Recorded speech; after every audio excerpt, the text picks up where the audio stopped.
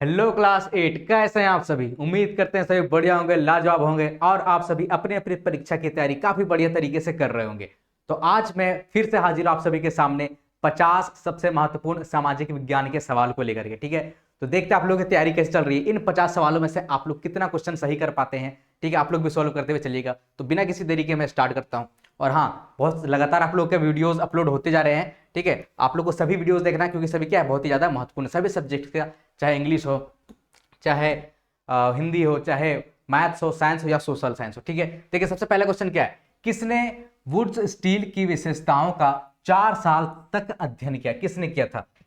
Anderson ने किया था, मैडम क्यूरी ने किया था, माइकल फेराडे ने या फिर जेम्स ने। तो किसने किया था?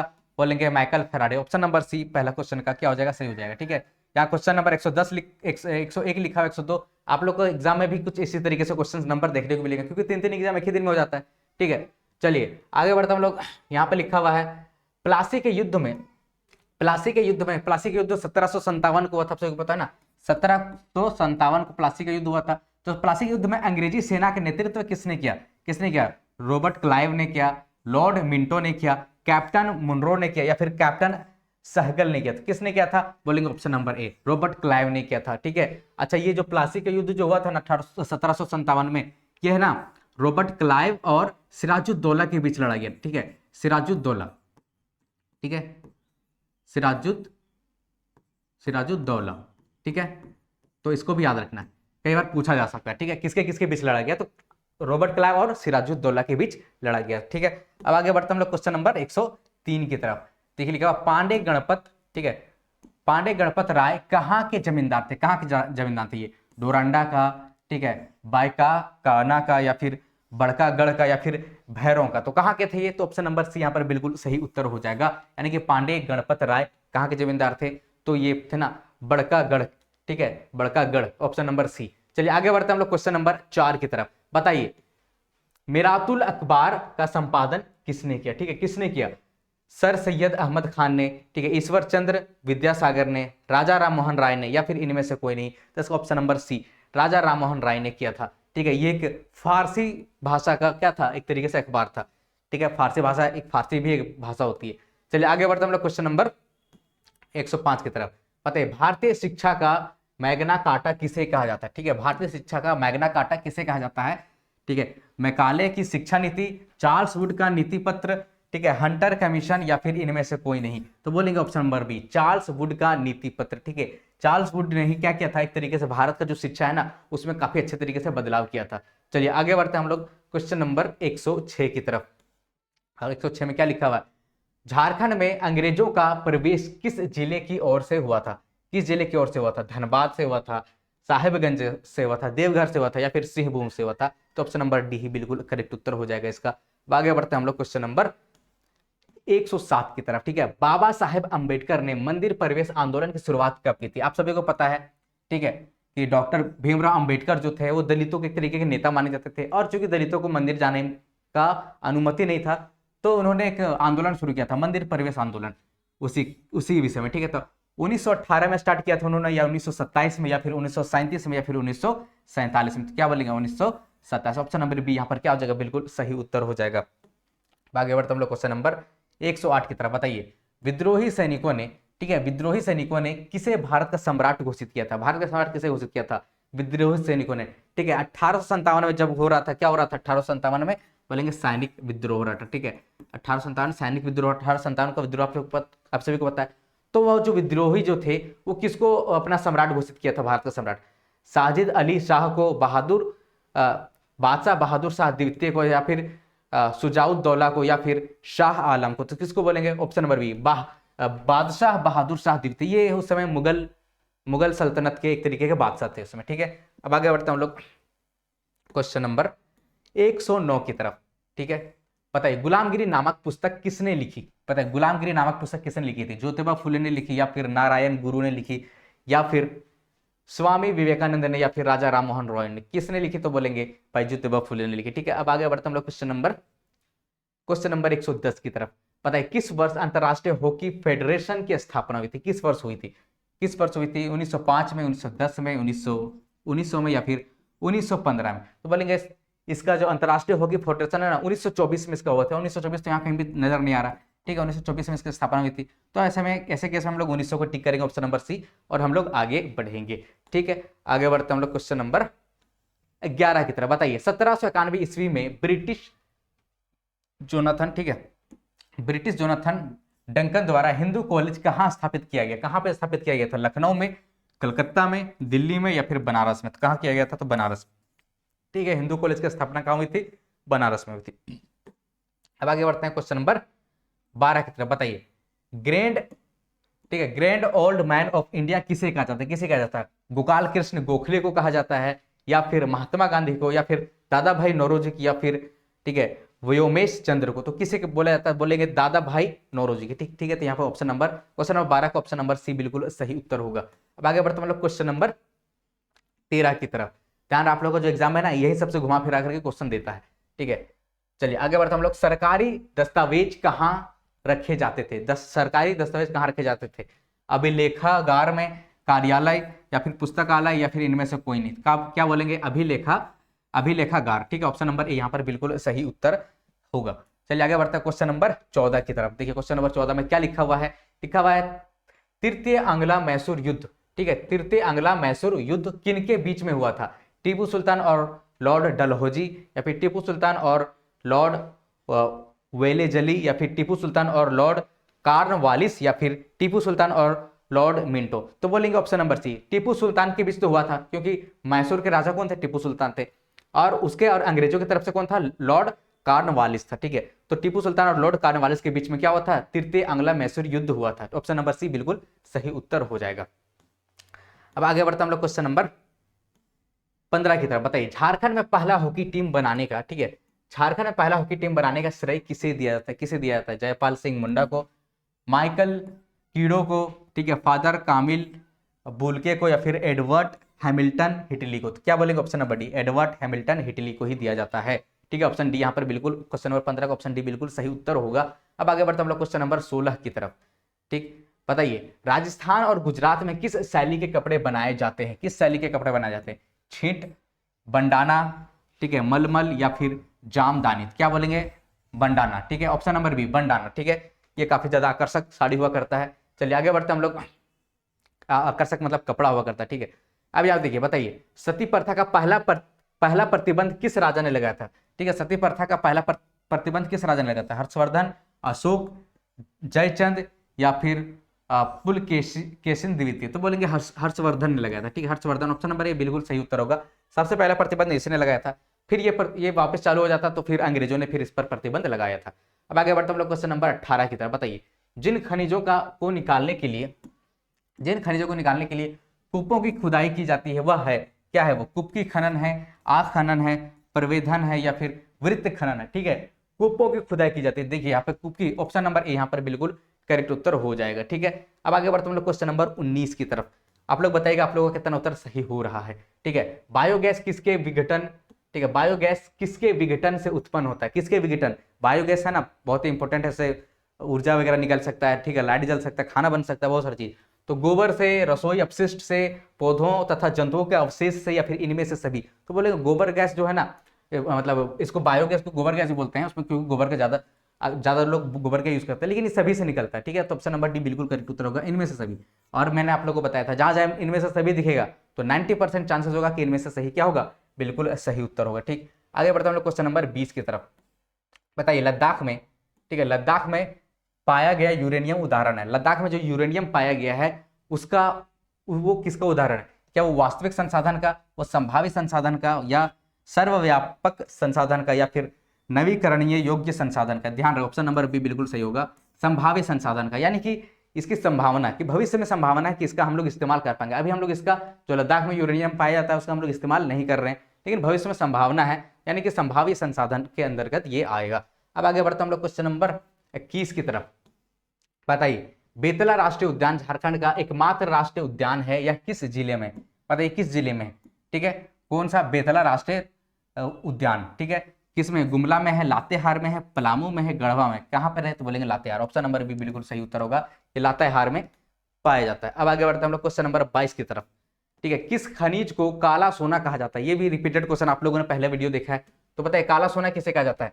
मैग्नीज को बोला जाता है, सोना को बोला जाता है, पेट्रोलियम या फिर कोयला। तो क्या बोलेंगे? पेट्रोलियम। ठीक है, ऑप्शन नंबर सी, क्योंकि पेट्रोलियम काला भी होता है और बहुत ही ज्यादा कीमती है ना, तो उसको क्या बोलेंगे हम लोग? काला सोना बोलते हैं। अब आगे बढ़ते हैं हम लोग, बताइए नोवा मुंडी, गुआ, ठीक है, कारीबुरु आदि किस खनिज के किस ठीक है किस खनिज के प्रमुख खनन केंद्र है? किसके? अभ्रक के हैं, कोयला के हैं, मैग्नीज के हैं या फिर लोहेस्क के? तो किसके हैं? लोहेस्क के। ऑप्शन नंबर डी, ठीक है, लोहेस्क के ये खनन केंद्र है। ठीक है, चलिए आगे बढ़ते हम लोग क्वेश्चन नंबर 24 की तरफ। बताइए निम्न में से कौन रोपण कृषि से संबंधित? रोपण कृषि क्या होता है? ठीक है, जो एक तरीके से एक ही किस्म का फसल लंबे चौड़े एरिया में किया जाता है ना, उसको रोपण कृषि बोलते हैं। बताइए चाय, नारियल, रबड़ या फिर इनमें से सभी? तो बोलेंगे इनमें से सभी। ये सब क्या है? रोपण कृषि का ही उदाहरण है। ठीक है, यहाँ पर भी इनमें से सभी दिख गया आपको, इनमें से सभी 90% चांसेस पे यही सही होता है। ठीक है, तो आप लोग भी इसको ध्यान रखिएगा, कोई भी आंसर समझ में ना आ रहा हो और ये ऑप्शन दिख जाए तो वही टिक करके आना है। बताइए विद्युत से चलने वाले करघों को क्या कहा जाता है? ठीक है, विद्युत से चलने वाले करघों को क्या कहा जाता है? विद्युत यानी कि बिजली से। ठीक है, पावर लूम या फिर सनराइज या फिर फुटबॉल या फिर इनमें से कोई नहीं। तो क्या बोलेंगे उसको? Power loom. Option number A बिल्कुल सही उत्तर होगा। ठीक है, उसको पावर लूम बोलते हैं। अब आगे बढ़ते हम लोग क्वेश्चन नंबर, ग्रेट लेक्स का संबंध है। ठीक है, ग्रेट लेक्स का संबंध किससे? 5 नदियों का समूह, ठीक है, 5 झीलों का समूह, ठीक है, 5 पर्वतों का समूह या फिर 5 समुद्र का समूह? ठीक है, तो क्या बोलेगा? 5 झीलों का समूह। ऑप्शन नंबर बी, ये अमेरिका में पाया जाता है एक तरीके से। ऑप्शन नंबर बी इस क्वेश्चन का ऑप्शन नंबर बी बिल्कुल सही उत्तर होगा। आगे बढ़ते हम लोग क्वेश्चन नंबर 27 की तरफ। बताइए आधात्विक खनिज कहाँ पाए जाते हैं? आधात्विक खनिज कहाँ पाए जाते हैं? अवसादी चट्टानों में पाए जाते हैं, अग्नीय चट्टानों में, कायांतरित चट्टानों में या फिर इनमें से सभी? अब यहाँ पे इनमें से सभी दिख रहे तो क्या सभी होगा? नहीं, है ना, इसमें क्या होगा? अवसादी चट्टानों में। ठीक है, अवसादी चट्टानों में अक्सर ये पाया जाता है। चलिए आगे बढ़ते हम लोग क्वेश्चन नंबर 28 की तरफ। पता है सतत पोषणीय विकास की अवधारणा किस सम्मेलन में पहली बार आया था? ठीक है, कहाँ पर? स्टॉकहोम में, रियो, क्योटो या फिर टोक्यो? तो कहाँ पे? तो स्टॉकहोम। ठीक है, ऑप्शन नंबर ए इस क्वेश्चन का बिल्कुल सही उत्तर होगा। ठीक, अब आगे बढ़ते हैं क्वेश्चन नंबर 29 की तरफ। बताइए आकार के आधार पर उद्योग कितने प्रकार के हैं? आकार के आधार पर उद्योग कितने प्रकार के हैं? 3, 4, 2 या फिर 5? तो बोलेंगे 2 प्रकार के होते हैं। ठीक है, ऑप्शन नंबर सी बिल्कुल सही उत्तर हो जाएगा किसका? चलिए आगे बढ़ते हैं क्वेश्चन नंबर 30 की तरफ। बताइए ईस्ट इंडिया कंपनी को बंगाल की दीवानी कब मिली? ठीक है, बंगाल की दीवानी कहने का मतलब है, ठीक है, अंग्रेजों को मिल जाती है एक तरीके से बंगाल का दीवानी मिल जाती है, यानी उसको ना टैक्स वसूलने का उसको हक मिल जाता है। ठीक है, जमीन भू टैक्स उसको बोल सकते हैं, भू कर बोलते हैं। ठीक है, तो कब मिलती है इसको? 1784 में, 1770 में, 1793 में या फिर 1765 में? तो क्या बोलेंगे? 1765। ठीक है, ऑप्शन नंबर डी यहाँ पर बिल्कुल सही उत्तर होगा। आगे बढ़ते हम लोग क्वेश्चन नंबर 31 की तरफ, 131 है ना, मतलब 31 की तरफ। ठीक है, आगे बढ़ते यहाँ पर। बताइए निम्न में से कौन भारत का औद्योगिक प्रदेश नहीं है? औद्योगिक प्रदेश नहीं, जहाँ पे उद्योग नहीं हो, एक तरीके से उद्योग हो भी तो थोड़ा बहुत हो। ठीक है, यहाँ पे देखिए गोरखपुर, मुजफ्फरपुर, ठीक है, गुड़गांव, दिल्ली, मेरठ, मुंबई, पुणे, ठीक है, कोल्लम या तिरुवनंतपुरम? ठीक है, यहाँ पे देखिए कोल्लम, तिरुवनंतपुरम, ये भी क्या, यहाँ पर भी अच्छा खासा उद्योग पाया जाता है। मुंबई, पुणे भी उद्योग के लिए जाना जाता है। गुड़गांव, दिल्ली, मेरठ ये भी उद्योग के लिए जाना चाहिए। यानी ऑप्शन नंबर है गोरखपुर और मुजफ्फरपुर ये औद्योगिक प्रदेश नहीं है। ठीक है, अब आगे बढ़ते हम लोग क्वेश्चन नंबर 32 की तरफ। कई बार आप लोग को डिफिकल्ट क्वेश्चन भी पूछ लिया जाता है। ठीक है, तो इसलिए आप लोग को हर तरह का क्वेश्चन करते हुए चलना है। भारत में गेहूं किस ऋतु में उगाया जाता है? देखिए कभी कभी आसान भी क्वेश्चन पूछ लेता है। ठीक है, देखिए गेहूं कब उगाया जाता है? अभी जो लोग गाँव में रहते हैं उसको सब पता है। ठीक है, शीत ऋतु में, ग्रीष्म ऋतु में, वर्षा ऋतु में, फिर शुष्क ऋतु में? बोलेंगे तो गेहूं तो ठंडा में उगाया जाता है, तो ठंडा को हम लोग शीत ऋतु बोलते हैं। अब नहीं, ऑप्शन ए बिल्कुल सही उत्तर होगा। ठीक, अब आगे बढ़ते हम लोग क्वेश्चन नंबर 33 की तरफ। ठीक है, झारखंड के 2 लौह इस्पात केंद्र कौन है? ठीक है, झारखंड की बात हो रही है यहाँ पे। ठीक है, झारखंड का लौह इस्पात केंद्र बताना है। राउरकेला और भिलाई, ठीक है, कुल्टी और हीरापुर, जमशेदपुर और बोकारो, कोडरमा और गुमला? क्या बोलेंगे? जमशेदपुर और बोकारो। ठीक है, जमशेदपुर टाटा स्टील सिटी है ना, बोकारो स्टील सिटी है। ठीक है, तो ये सब क्या है? तो ये क्या है? झारखंड के लौह इस्पात केंद्र। चलिए हम लोग जल्दी जल्दी से आगे बढ़ते हैं क्वेश्चन नंबर 34 की तरफ। बताइए निम्न में कौन प्राथमिक क्षेत्र में नहीं आता है? ठीक है, कौन प्राथमिक क्षेत्र में नहीं आता है? मछली पकड़ना, खनन, कपास उगाना या फिर इनमें से कोई नहीं? यहाँ पे देखिए प्राथमिक क्षेत्र की बात हो रही है ना, तो प्राथमिक क्षेत्र में नहीं आता। ठीक है, तो ये सब तो प्राथमिक क्षेत्र में ही आता है। ठीक है, ये भी प्राथमिक क्षेत्र में आता है, ये भी, तो कौन नहीं आता? तो इनमें से कोई नहीं आता। ठीक है। प्राथमिक क्षेत्र कहने का मतलब जो प्रकृति से हम लोग, प्राकृतिक प्रक्रिया से हम लोग उत्पादन करते हैं, ये सब प्राथमिक क्षेत्र में आता है, ठीक है। उसके अलावा प्राथमिक क्षेत्र के अलावा द्वितीयक क्षेत्रक भी आता है ना, आप सभी को बताया गया था, ठीक है। द्वितीयक क्षेत्र भी होता है, उसके अलावा तृतीयक क्षेत्र भी होता है, ठीक है।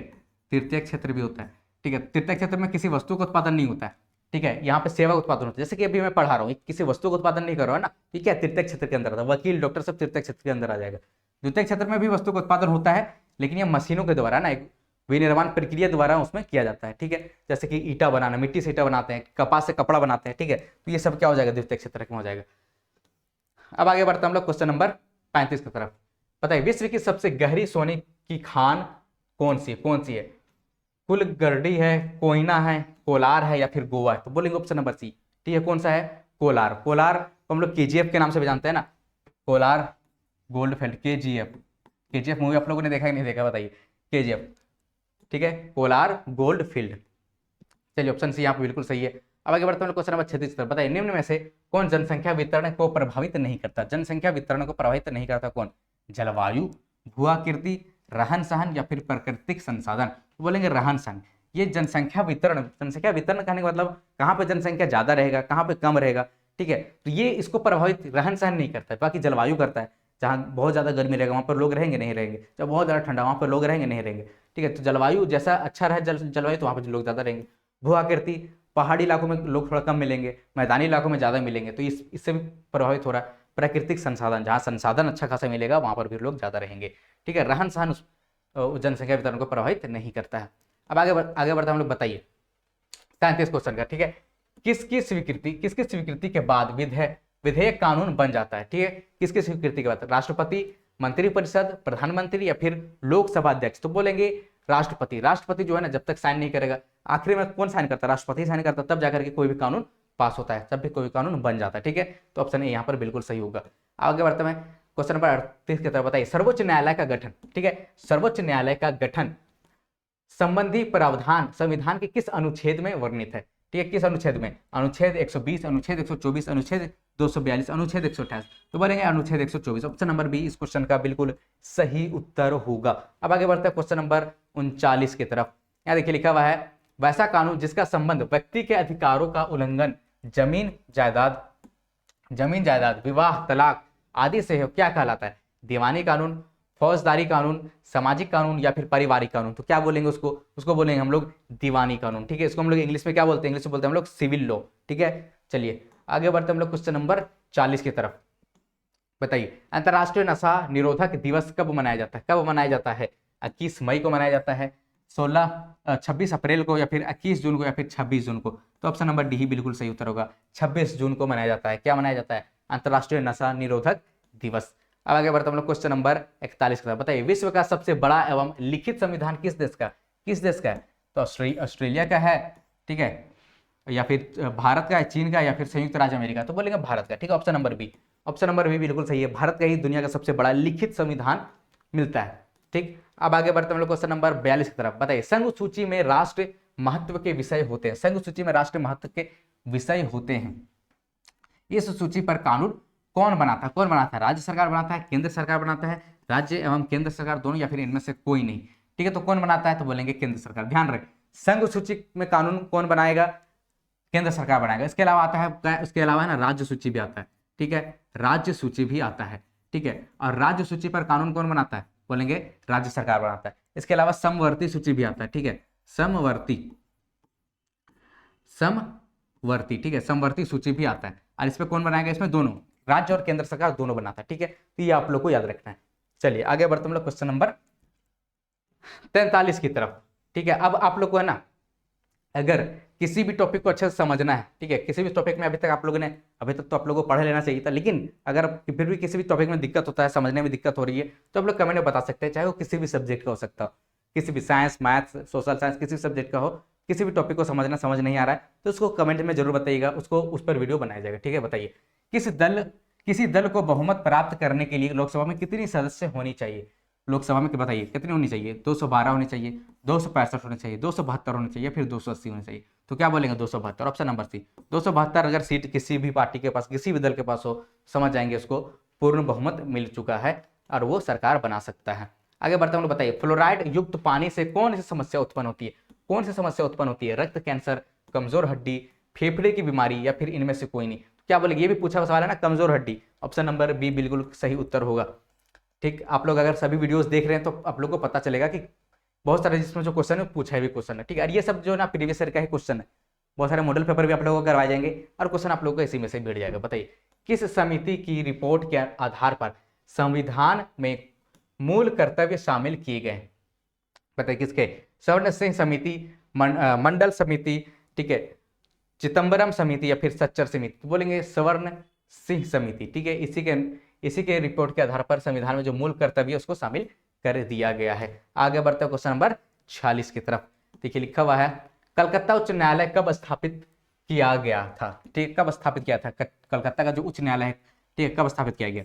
1856 में, 1862, 1868, 1865। बोलेंगे 1862। ऑप्शन नंबर बी यहाँ पर बिल्कुल सही उत्तर होगा। ठीक, अब आगे बढ़ते हैं क्वेश्चन नंबर 47 की तरफ। बताइए लौह पुरुष के नाम से जाने जाते हैं? बहुत ही आसान सा सवाल, बताइए कौन है? और बहुत ही फेमस शख्सियत कौन? सरदार वल्लभ भाई पटेल, सुभाष चंद्र बोस, महात्मा गांधी या फिर लाल बहादुर शास्त्री। तो क्या बोलेंगे हम लोग? सरदार वल्लभ भाई पटेल। ऑप्शन नंबर ए बिल्कुल सही होगा, इसको लौह पुरुष के नाम से भी जानते हैं। अब आगे बढ़ते हम लोग क्वेश्चन नंबर 48 की तरफ। भारत में शिक्षा का अधिकार अधिनियम कब लागू हुआ? भारत में शिक्षा का अधिकार अधिनियम कब लागू हुआ? 4 अगस्त 2009, 4 अगस्त 2010, 1 अप्रैल 2008, 1 अप्रैल 2010। ऑप्शन नंबर डी बिल्कुल सही उत्तर होगा। ठीक है, शिक्षा का अधिकार अधिनियम 1 अप्रैल 2010 को लागू हुआ। चलिए नेक्स्ट क्वेश्चन की तरफ बढ़ते हैं। यहां देखिए क्वेश्चन नंबर 49 में यहाँ पे देखिए लिखा हुआ है, व्यक्तिगत शौचालय, सामुदायिक व सार्वजनिक शौचालय का निर्माण किस योजना के अंतर्गत है? ठीक है, शौचालय मिशन, मिशन इंद्रधनुष, ठीक है, टीकाकरण कार्यक्रम या फिर स्वच्छ भारत अभियान। क्या बोलेंगे? स्वच्छ भारत अभियान, है ना, 2014 में शुरू हुआ स्वच्छ भारत अभियान। ठीक है, इसके तहत शौचालय वगैरह बनाया गया। चलिए आगे बढ़ते हैं हम लोग क्वेश्चन नंबर 50 के सबसे आखिरी क्वेश्चन की तरफ। चलिए सुकन्या समृद्धि योजना कब लागू की गई? ठीक है, सुकन्या समृद्धि योजना कब लागू की गई? 2012, 2008, 2014 या फिर 2016। तो क्या बोलेंगे? 2014 में ही ये लागू की गई थी। ऑप्शन नंबर सी इसका भी बिल्कुल सही उत्तर हो जाएगा। ठीक, चलिए तो उम्मीद करते हैं आप लोगों का इसमें से ज्यादातर क्वेश्चन सही हुआ होगा। कितना क्वेश्चन सही हुआ आप लोग कमेंट करके जरूर बताइएगा। ठीक है, इस तरीके का वीडियो आते रहेगा, आप लोग वीडियो को लाइक जरूर कर ले। तब तक रखिए अपना ख्याल, में मिलता हूं आप लोगों से नेक्स्ट वीडियो में। बाय।